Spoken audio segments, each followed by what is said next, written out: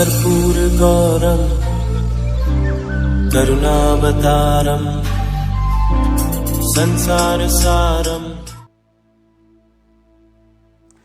ओम शिवाय, जय माता दी। पुनः स्वागत है आप सभी का। बहुत प्यारे से हमारे मीन राशि के जातक, आप सभी के जीवन में एक बहुत बड़ा लेकिन पॉजिटिव बदलाव आने वाला है। और ये जो पॉजिटिव बदलाव है, इसका जो असर है आने वाले 18 महीनों तक बना रहेगा। क्योंकि हमारे प्यारे केतु बाबा जो हैं 18 मई को जो है गोचरीय व्यवस्था के आधार पर राशि परिवर्तन करेंगे। राशि परिवर्तन में कन्या राशि से निकल के आगे बढ़ते हुए पहुंच जाएंगे सिंह राशि के ऊपर। अब ये सदा जो है उल्टे चलते हैं, तो इनका उल्टा चलना ही आगे बढ़ना कहा जाता है या समझा जाता है।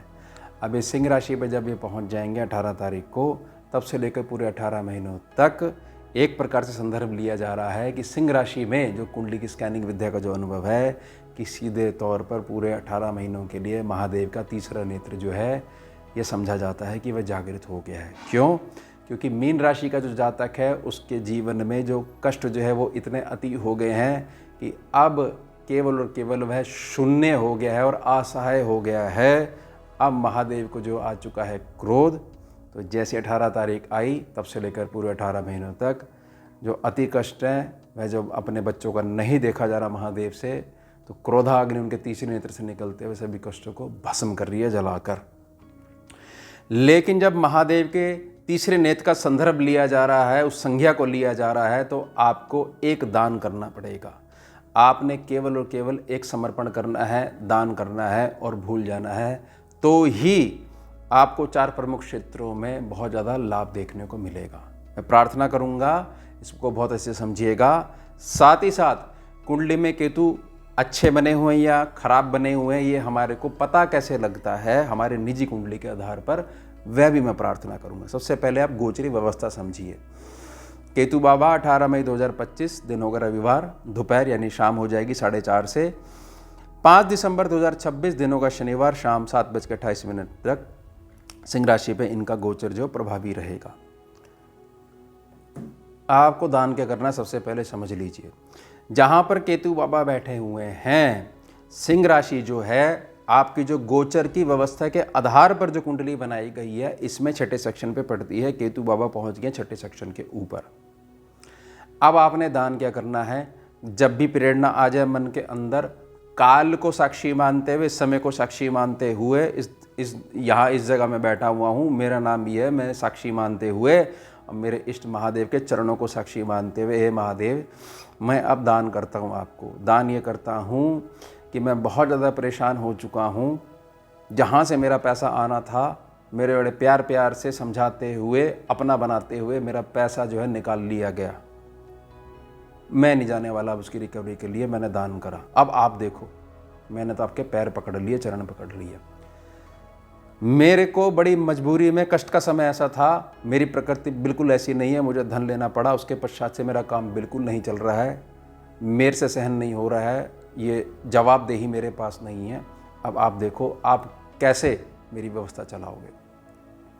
मेरे को समझ में नहीं आ रहा है, मैं सारी चीज़ अपनी ठीक रखता हूँ, बीमारी जाने का नाम नहीं ले रही है। अब आप वैद्यनाथ हो, मैंने चरणों में समर्पण कर दिया हर कुछ, सब चीज़ें आपको, आपने मेरे स्वास्थ्य का प्रबंध करना देखना है। मैं बिल्कुल भी कंप्लेंट नहीं करूँगा, अब आपकी जिम्मेदारी है। मैंने भी चरण आपके पकड़ रखे हैं आपका नाम लेकर। अब वो तो हटने वाला मैं नहीं हूँ, इन क्षेत्रों को आप देखिए। साथ ही साथ मुझे समझ में नहीं आता है, जब भी मैं कोई नए काम की शुरुआत करता हूँ तो उसमें अड़चन क्यों आती है। हर चीज़ का मैं ध्यान रखता हूँ, सब दान दक्षिणा सब मैं सब चीज़ करके रखता हूँ। अपनी निजी दृष्टि में मैंने कोई भी खराब कर्म नहीं करा है, फिर भी मेरे साथ ये मानसिक अवसाद क्यों नहीं ख़त्म होता है। और ऐसा क्या है, मैं क्या कर्म करके आया हूँ कि मैं जिसका अच्छा करता हूँ वह पलट के मेरे को छुरा मारता ही मारता है।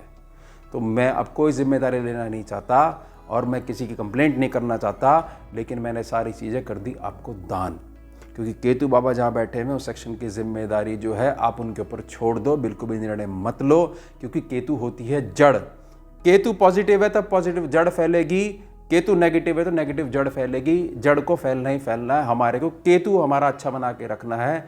अब जो तीसरा नेत्र जागृत हो गया वो इस आधार पर जागृत और अच्छे से हो गया कि कि हमने तो ये आपके चरण पकड़ लिए, हमने दान कर दिया, अब जो चीज़ हमारी है ही नहीं तो हम उसके बारे में कोई चर्चा करेंगे ही नहीं। वो जिसकी है वो जाने, उसका काम जाने। हमने केवल ये पैर पकड़ रखे हैं और हमारी आस्था इतनी हल्की नहीं है कि 4 दिन बाद हम चरण छोड़ के देखें कुछ हो रहा है क्या नहीं हो रहा है। जब 18 महीनों तक की संज्ञा महादेव के तीसरे नृत्य से ली जा रही है तो हमारे को पता है वो सबकी सुनता है, वो द्वारे से किसी को निराशा नहीं मिलती है। अब समझिए 4 बड़े बेनिफिट्स। इस आधार पर देखिए जो सेक्शन है जो आपने दान करा है ये चलेगा कैसे? चलेगा तो धन से ही चलेगा ना। और धन कैसे आएगा? धन आएगा कर्म क्षेत्र से। तो कर्म क्षेत्र की मजबूती बहुत अधिक होने वाली है, इस बात को बहुत अच्छे से समझ लीजिएगा। ये ध्यान रखिएगा आपने प्रॉमिस क्या करा है कि हाँ मैंने इस काल को साक्षी मानते हुए मैंने दान कर दिया। उसके साथ साथ जो घर में जिनको आंतरिक सपोर्ट नहीं मिल पाता अपने अभिभावकों का, यानी माता पिता की जो दैनिक क्रियाएं हैं उसके कारण जो फर्क पड़ता है, प्रभावित हो जाते हैं जन, उसमें बहुत गजब का सपोर्ट देखने को मिलेगा। साथ ही साथ ये समझ लीजिएगा कि जो खर्चे हमारे जो दैनिक खर्चे हैं जिसमें हमारे को समझ में ही नहीं आ रहा है कि यह चीज़ अच्छी भली तो हम लेके आते हैं, इसको हमारे घर के अंदर आते ही पता नहीं कौन सा बुखार चढ़ जाता है कि इसकी मेंटेनेंस में ही हम जो है अब दिन रात जो है अपना जो है भजन करते रहें, सारी चीज़ें संतुलित होने लग जाएंगी। साथ ही साथ मीन राशि का जातक जो घर से बहुत ज़्यादा दूर है और बाहर जाके कैसे कैसे कष्ट उठाते हुए पैसा जो कमा रहा है, वहाँ पर जो उसको मानसिक यातनाएं सहनी पड़ती हैं उसमें बहुत हद तक कमी आने वाली है और आपका सोचने समझने का तरीका है उसमें बहुत बड़ा बदलाव आने वाला है। ये हो गए प्रमुख बदलाव। साथ ही साथ अब फाइनली केतु बाबा जो है आपको बहुत अच्छा आशीर्वाद भी देंगे, क्योंकि उनको देख लिया उन्होंने कि आपकी साइड बड़ी मजबूत हो गई है, महादेव आपकी तरफ खड़े हुए हैं, आपने वो साइड अपने पक्ष मजबूत कर लिया है। धन आएगा, धन जुड़ेगा, किसी प्रकार से आपके परिवार वालों ने, परिवार का मतलब है कुटुंब के सदस्यों ने या बड़े प्यारे प्यारे मीठे मीठे जो हमारे भाई बंधु बनते हैं समाज में, हमारे साथ जो उन्होंने छल करा हुआ है उसका हिसाब होने वाला है। और उसका हिसाब का मतलब है जो आपका हक दबा दिया गया था वह मिलने वाला है। ध्यान रखिएगा, जो दान करा है उसके बारे में फिर पलट के पूछना नहीं है। और इसका मतलब ये नहीं कि 18 महीने बाद 5 दिसंबर 2026 के बाद का असर नहीं होगा ना। ये बीज है, बीज डाल दो, पानी देते रहो, पेड़ बड़ा बनता रहेगा, बीज उगते रहेंगे, गिरते रहेंगे, अंकुर फूटते रहेंगे, पेड़ बनते रहेंगे, साम्राज्य खड़ा कर लो। साथ ही चीज समझिएगा, जो भी जातक जो है मीन राशि का जातक जो है उसको संतान पक्ष के संबंध में बहुत अधिक कष्ट देखने को मिलता है, उसके स्वास्थ्य के संबंध में, उसके विवाह इत्यादि के संबंध में, उसकी आने वाली संतान यानी अपनी जो नेक्स्ट जनरेशन है, तीसरी जो पीढ़ी है उसके संबंध में वह निराशा दूर होने वाली है। आपका जो बच्चा है घर से दूर जाकर स्ट्रगल कर रहा है, उसका स्वास्थ्य ठीक नहीं होता है, स्वास्थ्य बिल्कुल बैलेंस होने वाला है। यानी कुछ ना कुछ जो दवाई अब तक नहीं लग पा रही थी, या तो दवाई चेंज हो गई या डॉक्टर चेंज हो गया, यानी वह जो जिसके हाथ से आपको ठीक होना है, महादेव का जो आशीर्वाद है वो आप दोनों को मिला देगा। शांति होने वाली है, इसको स्वीकार करिएगा।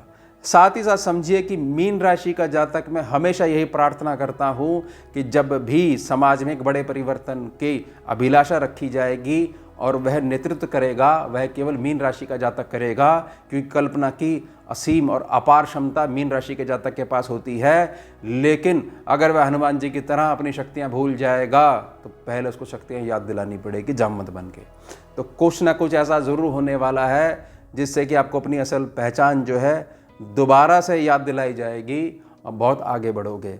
ध्यान रखिएगा, छठा सेक्शन है, इसके लिए मैंने प्रार्थना करी है और आपने प्रॉमिस करा है कि जब अंदर से प्रेरणा आएगी तो हम इस चीज़ को दान करेंगे, बिल्कुल भी पलट के नहीं देखेंगे, क्योंकि केतु की मूल प्रकृति है। अगर आपने उस सेक्शन की तरफ ध्यान दिया तो केतु डिस्टर्ब करेंगे। जो फल मैंने बताए वो तो मिलेंगे ही, लेकिन बहुत ज़्यादा संघर्ष के साथ मिलेंगे। मैं निजी तौर पर, आंतरिक तौर पर मीन राशि के जातकों के लिए ऐसी प्रार्थना करता हूँ महादेव के चरणों में कि बस केवल ये खुशियाँ देखें। ये चीज़ ध्यान रखिएगा। आप समझिए केतु अच्छे और केतु बहुत बढ़िया। क्या पहचान है? तो पहचान हो जाएगी ना तो ठीक करने लग जाओगे। देखिए केतु अच्छे, केतु उस जातक का बड़ा अच्छा है मीन राशि के जातकों का जो कभी भी समाज में बैठक में 4 जनों के बीच में बैठकर किसी अन्य जातक की पीठ पीछे चर्चाओं में शामिल नहीं होते हैं। जातक है ही नहीं, उसकी बुराई में शामिल नहीं होते हैं, बल्कि एक मंद मुस्कुराहट के साथ उस एरिया को छोड़ते चले बनते हैं और बोलते हैं मुझे कुछ आवश्यक कार्य था, मैं फिर आपसे दोबारा मिलूंगा और दोबारा बैठ के चर्चा करेंगे इस विषय पे।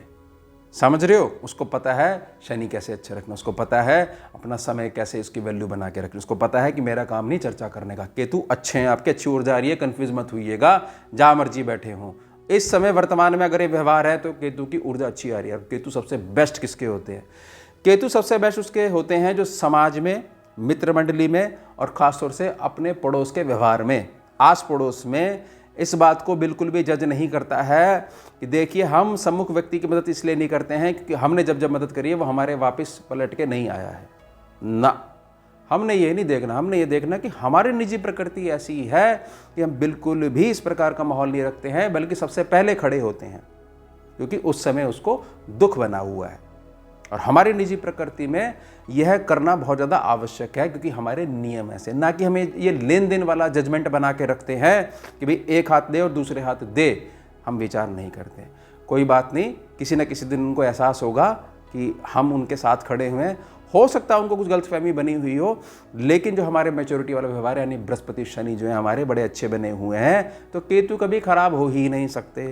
तो ये दो जो आधार हैं, दो सिम्टम्स हैं, इसके आधार पर हमेशा अपने केतु को आपने अपने व्यवहार के आधार पर अच्छा बना के रखना है।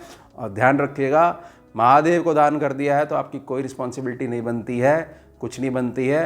अब वो देखेंगे, आपको उनको ही कर्ता पुरुष रहने देना है, क्योंकि जब कोई नहीं था तब भी वो थे, जब कोई नहीं रहेगा तब भी वो रहेंगे।